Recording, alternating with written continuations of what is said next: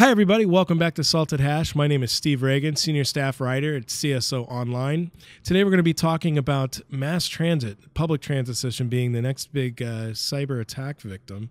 And to discuss that with me, we're going to be talking with Stan Engelbrecht, Director of Cybersecurity at D3 Security. Stay tuned, and we'll be right back.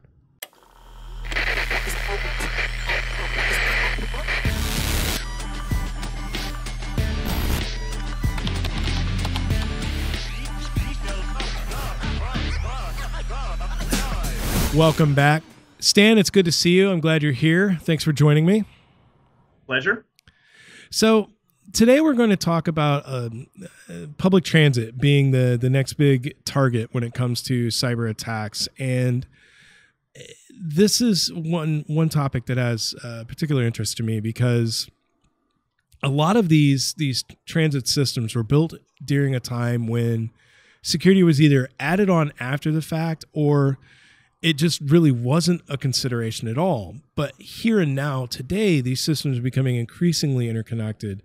They've got other systems attached to them that expose the attack surface even more. So I can see your point when you say that there's a good chance that they're going to be targeted.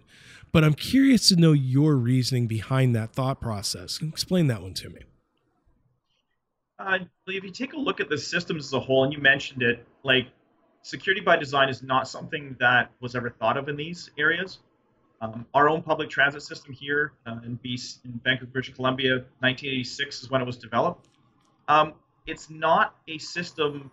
I mean, there was no internet connectivity back then, much like a lot of the systems that are even much older.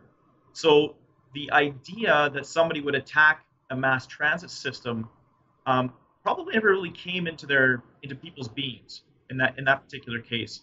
And as such, it's, depending on the threat actor, it's a pretty juicy target.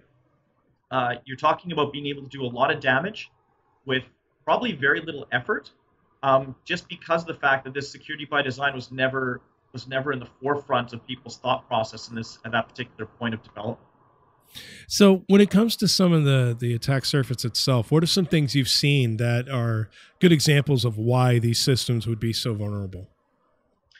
Well, you've got physical entry points on a lot of these places, right? So, you're talking about interconnecting SCADA pieces now, where, you may have relays out on rail systems that originally never needed some type of internet connectivity.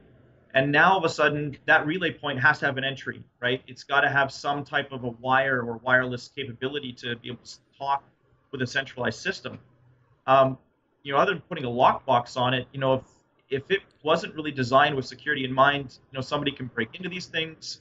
If, hopefully they don't have some type of a USB capability into them or something could just be stuck into the system, you've got instant access.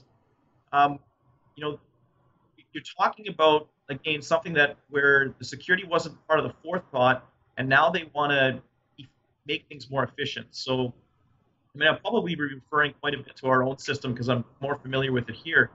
But it's largely, I'm not going to say it's autonomous, I'll say it's semi-autonomous. So they have a centralized system where operators aren't on these vehicles, but they're controlling everything. They're controlling the speed, they're controlling the braking, everything from a centralized system, and yet they still have to have points along the rail system where, there is going to be feedback coming.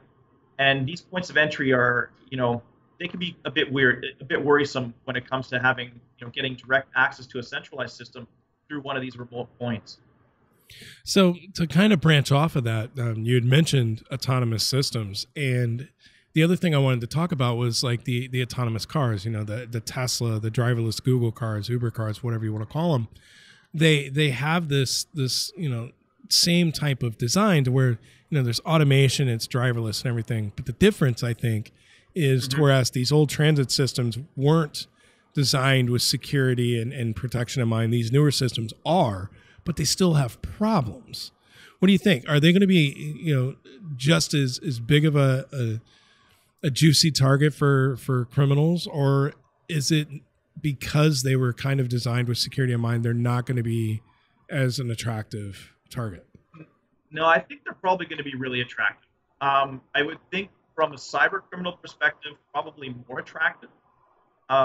You don't want to be doom and gloom, but I would think a mass transit system is more along the lines of a state actor, terrorist type items. Cyber criminals, you got to think like, we know that Uber is now looking at putting forth, an autonomous driving system.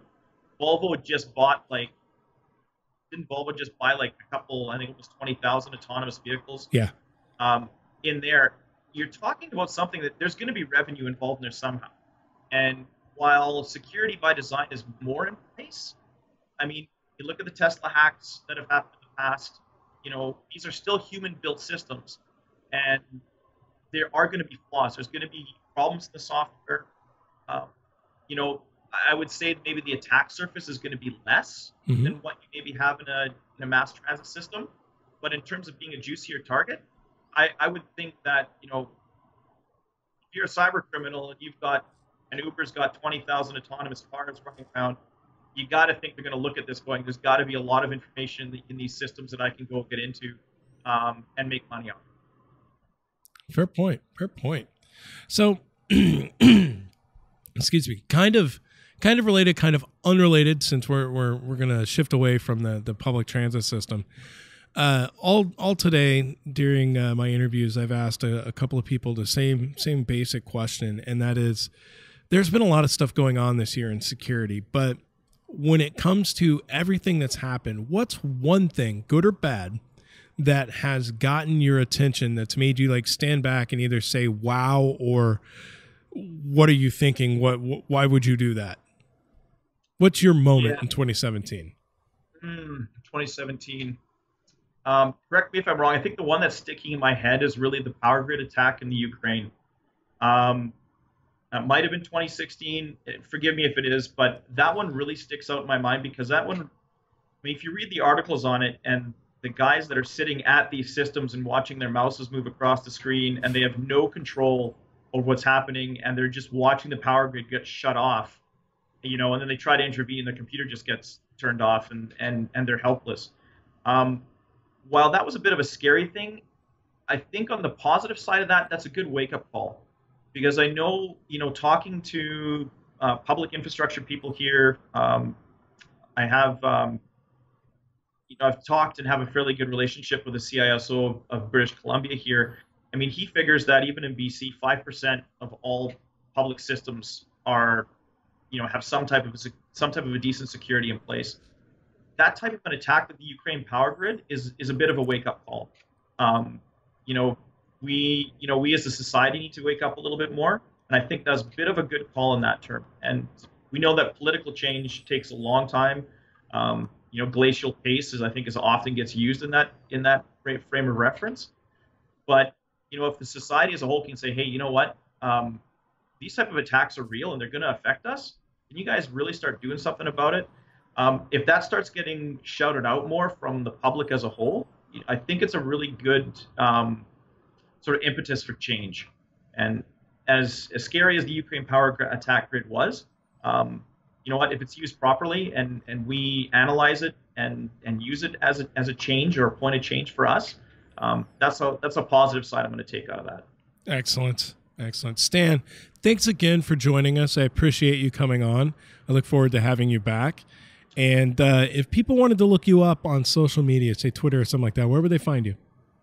You can find me at Stan_Engel on actually at Stan Engel, sorry, because I get my own Twitter handle wrong.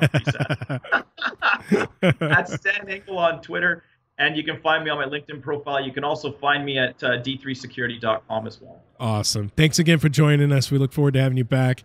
Thanks for hanging out with us today. My name is Steve Reagan, and this has been Salted Hash. We'll see you soon.